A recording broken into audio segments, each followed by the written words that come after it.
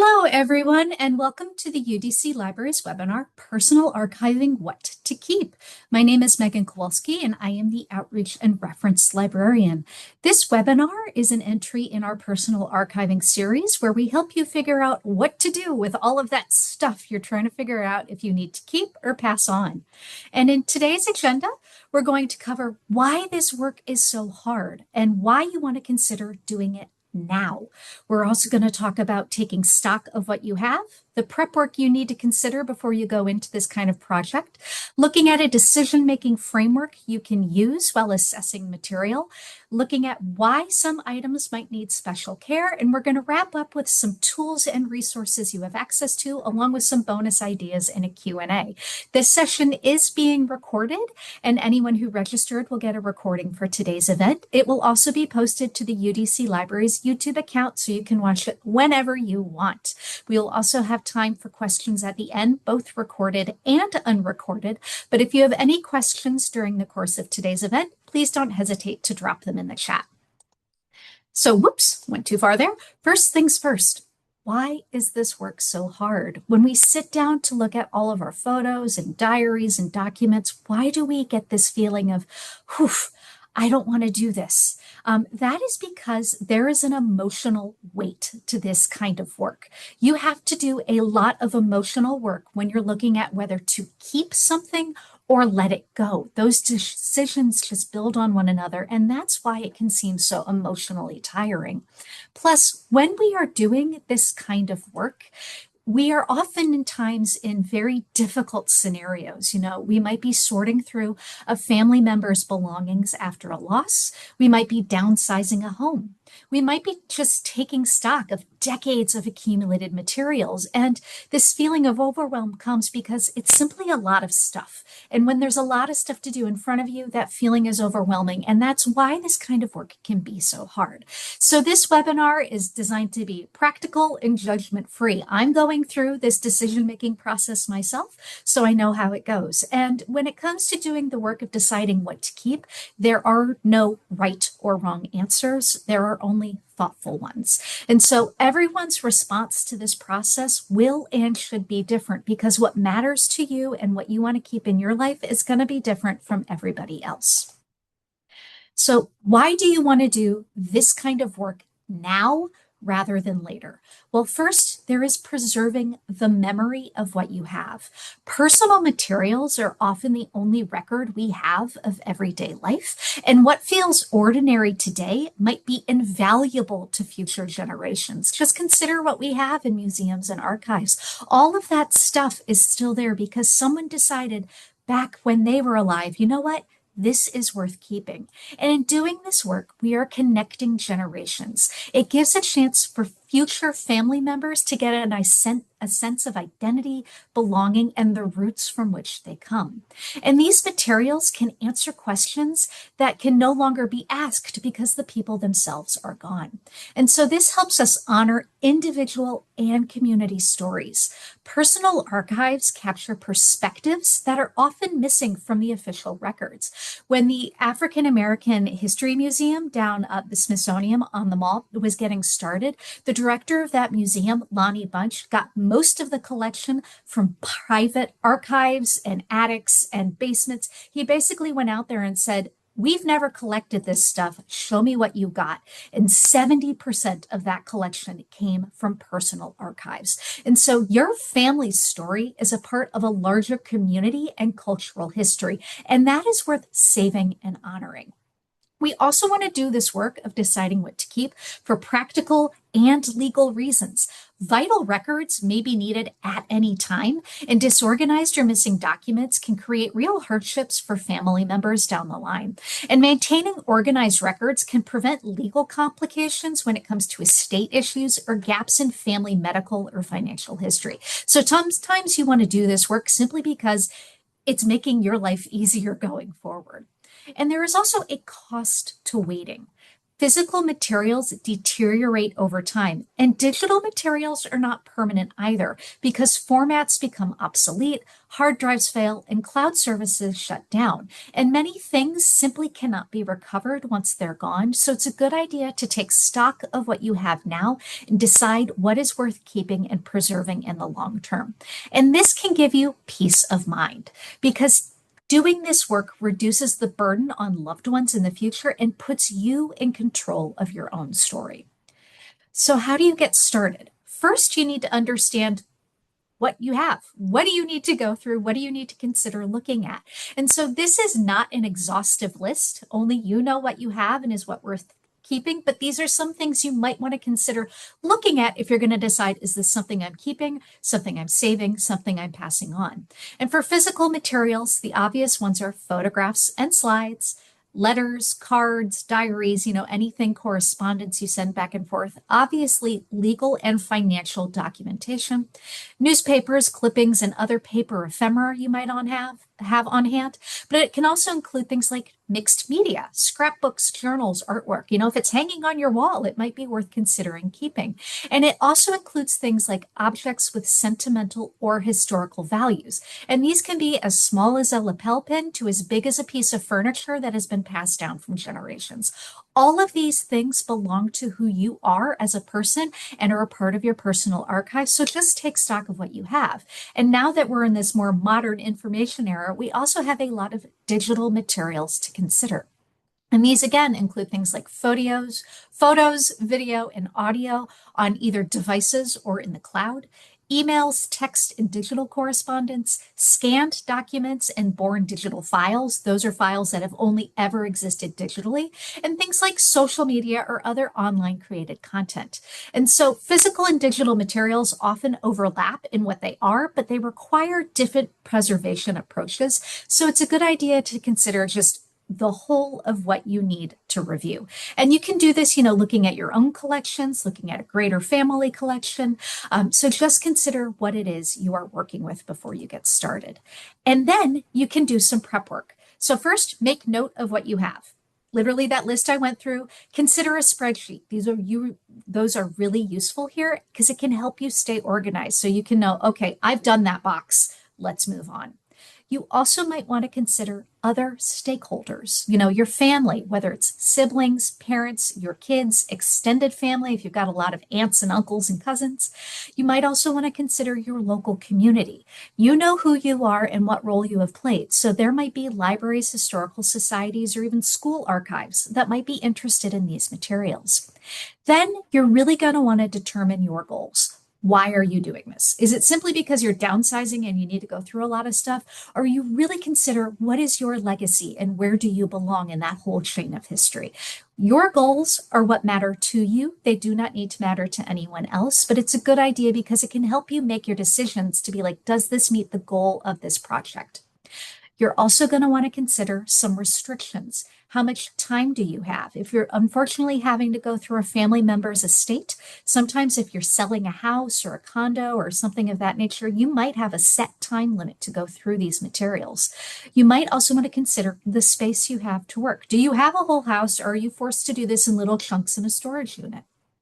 How much money do you have to devote to these efforts? Obviously, the more money you have, the easier it is because you can bring in consultants to help you with this work, but you can do most of this work for free. You also want to look at technology. Do you have a phone where you can digitize or do you have other tools available? Also consider other stakeholders. Your opinions matter, but if you're doing this work with a family member or community member, their opinions might also hold sway. And then there are some legal issues to consider. Before you throw anything away, you might have to consider, am I supposed to hold on to this for whatever legal or financial reason? And then write all of these decisions down to keep you focused. This information will help you make decisions. So then you can go on to deciding what it is you want to keep. And so we can start this by having a decision-making framework. And again, this is useful to write down, particularly if you're working with a group, so you sort of have a contract you're going to follow when you're making these decisions. And so here are some key questions to ask about each item before you make a decision. First, is it irreplaceable? Could this be found or recreated elsewhere, or is this the only copy? Sometimes those unique items are definitely worth keeping, but sometimes they're not. For example, every piece of artwork my daughter makes is unique, but that doesn't necessarily make it special. And so do keep that in mind. Does it tell a story? Does this item capture something meaningful about a person, place, or a specific moment in time? And that story is, again, what's going to matter to you and the other stakeholders going through this process with you. You're also going to want to ask, is it in usable condition? We can't save everything. So some items are just beyond saving. So think about it. Is this item deteriorated beyond the point of meaningful preservation? Sometimes we simply can't save something because it's covered in mold or it's disintegrated, and these things do happen. It's unfortunate, but these questions are important because keeping an item that is extremely deteriorated can actually be dangerous to both people and the other things you're trying to save. You're also going to want to ask, who would care about this item? Is it a family member, a community member, an institution? Who would have value from this? Because it doesn't have value to you, it could have value to someone else. Or maybe it is extremely meaningful to you, but doesn't matter to someone else. So consider the value of the item. But that value comes from, the sentiment and the emotion we put on something, not necessarily the monetary value, although for some items that does come into play, particularly if you're doing something like an estate sale. You're also going to want to consider, what would it take to preserve this? Is the effort and cost of preserving this item proportional to its value? And again, that value is not just monetary, it can be emotional as well. So only you can decide, where does the cost become too much for keeping something? And so let's start with some of the easy things. So these are the things to almost always keep. Vital records, that includes things like birth certificates, marriage license, passports, tax returns, mortgage paperwork, anything that helps you prove ownership, identity, or connection to something or someone, keep it. You're never going to regret keeping something that proved you owned something or were connected to someone. You're also going to want to consider keeping one-of-a-kind photographs, particularly of people in places that no longer exist. So these are, important for that family genealogy you might want to hold on to. You're also going to want to consider always keeping personal correspondence that documents relationships or significant events. And again, what that is depends on who you are, but those are the things that weren't keeping. And finally, items with clear legal or financial relevance. These are like vital records, but they're not always issued by a government. They could be bank documents or something of that nature. It could even be a promissory note where, you got a car from someone off a handshake deal, but you scribbled it on a piece of paper. That warrants keeping just to prove that ownership. And then there are items that are safe to let go. Duplicates and near duplicates, because, honestly, how many photos of a beach vacation or of your pet do you really need? Save the ones you love. You can safely delete or throw away the rest. Items that have been kept out of obligation rather than genuine value, those don't warrant keeping. Just because something was a gift doesn't mean you need to save it forever. If you want to save it, that's fine. But those items you can generally safely let go, because it's this feeling of obligation that tends to force us to keep these items when really we do not need to hold on to these. As I mentioned earlier, heavily deteriorated items with no realistic path to preservation, particularly if they put other items at risk, including people, those you need to let go. So this is anything that has extreme mold, water damage, or dust particles that come off of it. These things can be dangerous to both people and the other collections you might be considering holding on to. You might also, feel free to let go of digital files that have absolutely no context or identifying information. So, those are my emotional support screenshots. Thank you very much. Well, they might be useful, but you don't need to hold on to those in the long term.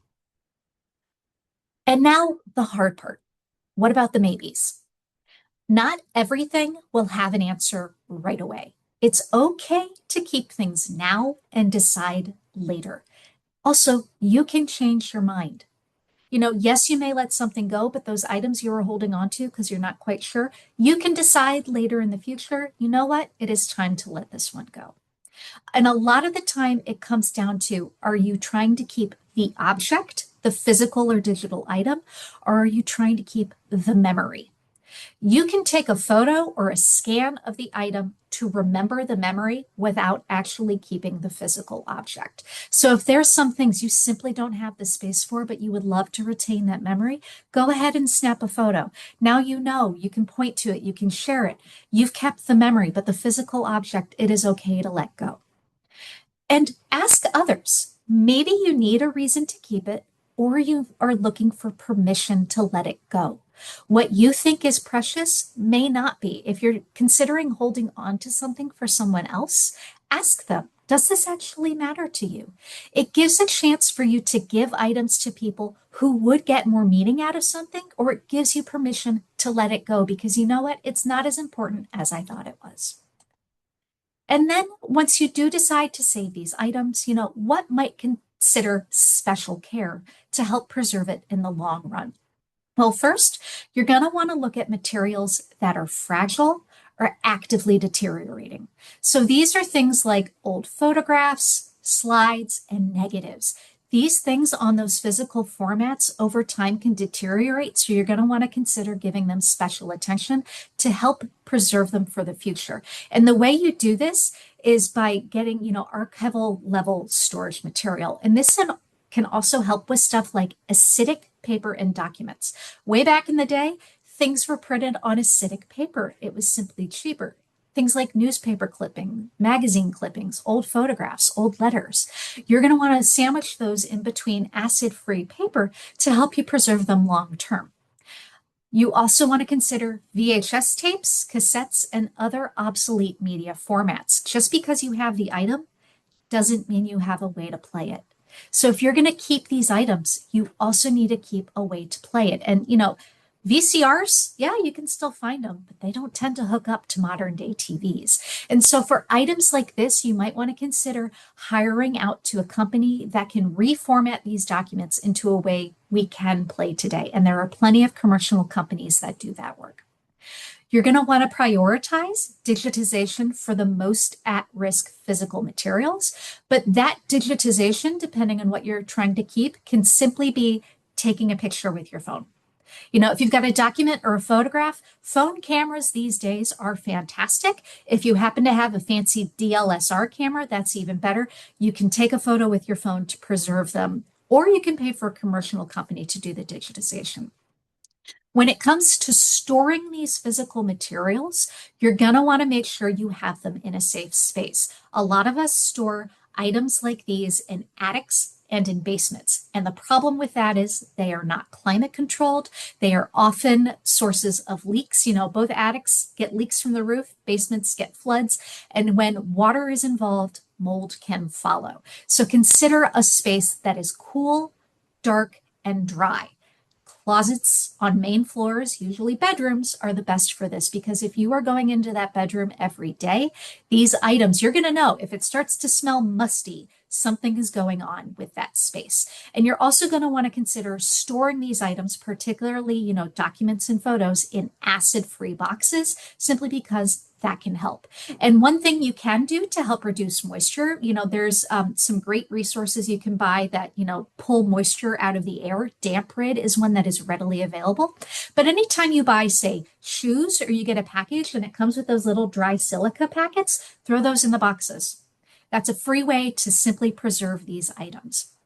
And then depending on what you want to save, it may be worth consulting a professional conservator or archivist. Again, this should be limited to the most precious or irreplaceable items because professional level conservation work can become incredibly expensive. But if those items deeply matter to you, it is worth spending the money. And then you also have the option of donating these materials, particularly those of broader historical significance, to libraries, archives, or historical societies. But on behalf of those institutions, please ask them first. Don't just show up with a box and say, I'm donating this. Call ahead, tell them what you have, explain the connection of why your materials might be valuable to them. Some of these organizations, once you make that phone call, if they're interested, they will even come to you. And then that way, those materials are not only preserved for you and your family long term, but for the greater community. And you never know what you're going to find in these historical societies and archives. And so it's a great thing to be able to say, I helped be a part of that. And when it comes to doing this work, here are some tools and resources to help you get started. So first, some practical tools. Your phone is an amazing tool. When it comes to snapping photos, it's the fastest and quickest way to do it, particularly if you have auto backup already turned on. That way, when you snap a photo, you're not already saving it on your phone, you're saving it to the cloud somewhere. There's also plenty of home scanners and scanning apps. Flatbed scanners are wonderful for documents and pictures you want to scan and digitize and preserve at high resolutions. If you have any interest in doing this sort of work, we have held previous webinars on this, and you can find those on the UDC Libraries YouTube page. Cloud storage is also necessary for digital preservation. And this is what we in the library industry called LOCSIs, or lots of copies keeps stuff safe. So yes, save something to your phone, save it to your computer, save it to a hard drive that's not connected to your computer, and save it to at least one cloud service. We recommend 2 cloud services because cloud services have crashed in the past. So when you're picking your cloud services, I highly recommend Amazon and then one non-Amazon backup, because so many sources use Amazon Web Services for their backup. Just make sure you're reading in the fine print where their servers actually are. So you have one Amazon and one non-Amazon. And then you're also going to want to look at acid-free storage supplies, and places to find these include things like the Container Store or Target. Very many of these also have them. Most office supply stores also offer a limited selection of high quality archival level storage materials. You can also look at library vendors. They, of course, have tons of these materials, but they are going to be a little bit pricier than just those regular commercial outlets. The Library of Congress has a whole page dedicated to personal archiving that links to a lot of these locations and ideas for how to save stuff. And then there are library resources available to you. So the Library of Congress, again, as I mentioned, they have a ton of resources online walking you through how to do this work. Here in DC, the DC Public Library at their Martin Luther King Jr. branch down in Chinatown has a memory lab. And in that lab, they have big flatbed scanners. They have ways to reformat digital media like VHS tapes, Betamax tapes, cassette tapes, slides. They have ways you can digitize these materials. All you need to do to gain access to that is, one, be a DC Public Library card holder. And as long as you are connected to DC in some way, you can get a DC Public Library card. And then you will have to go through training. After that, all you need to do is sign up and you can use that memory lab. You can also refer to the other sessions in our personal archiving series, which I've mentioned are on the UDC Library YouTube page. And then you can look into professional level consultation services or referral services. And most libraries, including ourselves, will know where to send you if you want to consider working with a professional consultant on this work. Here at the library, the UDC Library, we can't really help you make these decisions. We're just not big enough for that, but we can definitely refer you to people who can. Or if you just want to have a back and forth about what this kind of work entails, we can walk you through that sort of information. And plus, there's some bonus benefits to doing this work of deciding what to keep. First, consider recording yourself as you go through what you find. So as you sort through these objects or photographs, or you're touring through your grandma's house, use your phone and record yourself describing what you're looking at. You know, who is in the photo? Where was it taken? What does that object mean to you and your family? You will surface so many memories simply looking at something. Plus, your voice and your memories and your stories then become a part of this archive. You're giving context to why you have saved this object. And, you know, even a short voice memo or a video clip paired with a photo can transform an unidentified image into meaningful family record. You know, I don't expect, possibly my future grandkids to understand why I've saved some stuff. So if I've gone through the work and recorded myself explaining, oh, this is why your granny loves this information, that provides richness to it. And then they may decide to hold on to that as well. You're also going to want to save important information while you're doing this work. If labeling is, added to physical photos or documents, if you want to add those things, use a soft pencil or an archival safe pen on the back of an image rather than, say, an indelible marker, which can bleed through and damage the item. You're going to want to note names, dates, and places at a minimum. Even partial information is better than nothing. And don't forget the context. What was going on? Why are you saving this group of photos? A photograph of a place or an object means a lot more with a sentence or two of explanation. So, who lived there? Why it mattered? What happened next? Consider keeping a simple running document or a notebook as you sort through these materials. That way you can capture stories and details as they come back for you. But most importantly, this then serves as an index for someone else. They can go through and be like, oh, that's why this is here. That's why this matters.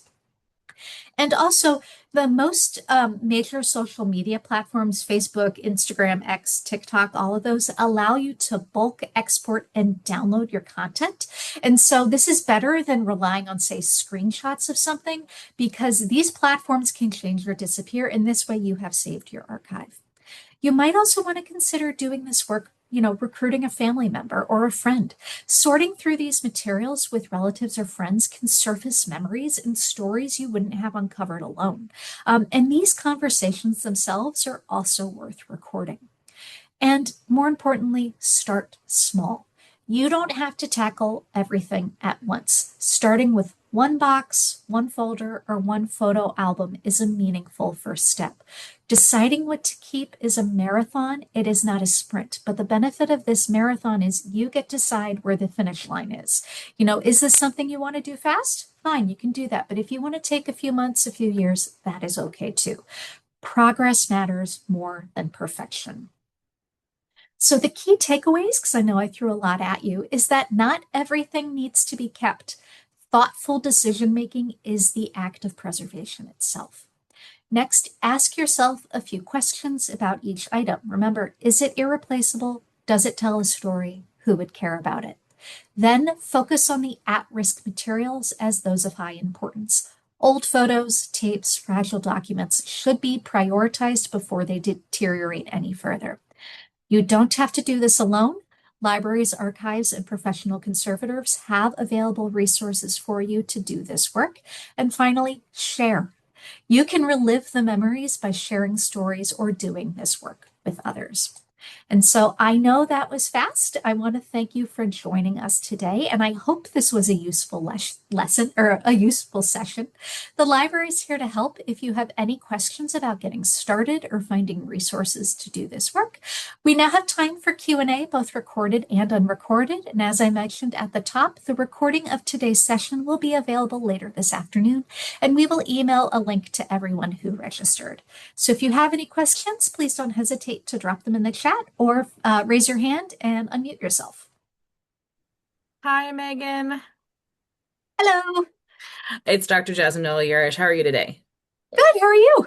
Good. I just wanted to say thank you for shouting out the DC Public Library's Memory Lab. It is a fascinating space. So, and if anybody is actually on this call, they have a lot of stuff there. Like I found a floppy disk the other day, and I Yep. went to look to see if I could digitize it, and I could do it to the library. So I'm really excited about that. I was like, oh, I wonder what's on this lovely little disk. Yeah. But I just wanted to say thank you for doing this as always, and for shouting them out because they're awesome. Yeah.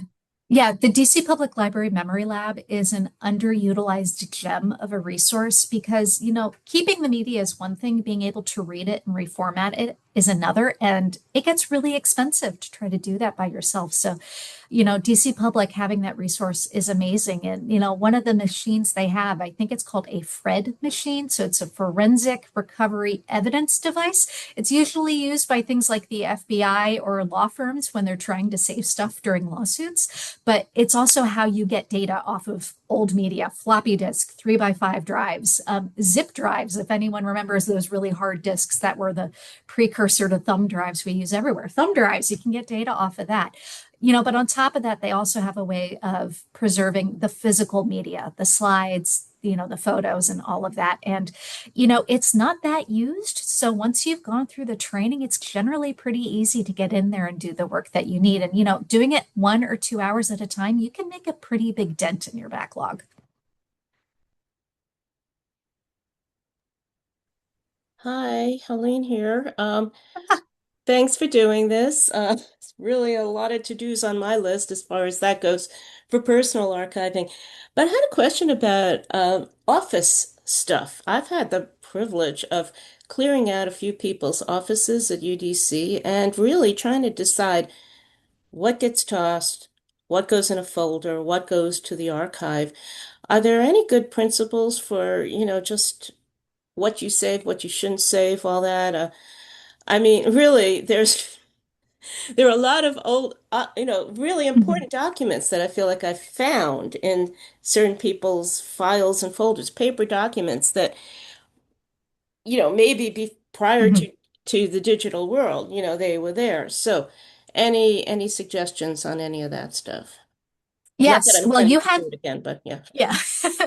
Well, you have the benefit of Chris Anglum, our UDC archivist. And when you go to clear out an office, do feel free to give him a call. He will happily help you figure that out simply because some of that material might be useful for the UDC archives. But if you're doing it on your own, the biggest thing to do when you're clearing out an office like that is to first split personal and professional. A lot of old time faculty members and people who have been at UDC for a long time, they build up personal stuff in their office as well. So it's a good idea to, okay, this is the personal stuff that a family member might want versus this is the work stuff. And then there's easy things to spill out. If it's got student information, unless that needs to be kept by something like enrollment, it can get shredded or go to the greater departmental office, and that's simply for privacy reasons. We do not want to be digitizing student private information without their permission. And then when it comes to the work of that faculty member, manuscripts are very important. Archivists love that. Then researchers love that. And so at best, split the personal, split the private stuff that should go to another department. And then what you're left with is really the harder decisions, considering what needs to be kept versus what's just notes that someone was writing to themselves. And again, like I said, this is where you can call in a professional like Chris, who will happily help you do that work. Thanks for that. And my other question has to do with research articles that we've been writing. Mhm. I've been, I have a lot of drafts of things. I'm sure many other people do have drafts, like started articles and all that. And I'm terrified of them just kind of vanishing because my computer goes down. Um, I mean, I think I've saved some of this stuff like on something like ResearchGate, but I'm never sure, really, I just, what are what, I guess my question is, what are some stable places Mhm. to save drafts and other, Yes. articles, things that you're working on? Yeah, so obviously you're going to want to save them to your computer, but I also recommend backing them up to a cloud service like Google Drive, OneDrive, Evernote, OneNote, whatever your online cloud editing service, your preferred level. Here at UDC, because we're Microsoft, we have OneDrive.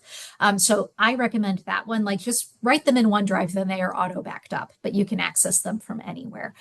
Yes, you can go to those third-party services, but make sure you read the terms of agreement very closely. A lot of these places are selling that information to AI data sets. So if you don't want that information out before you've published it, you might want to consider reading their terms of service.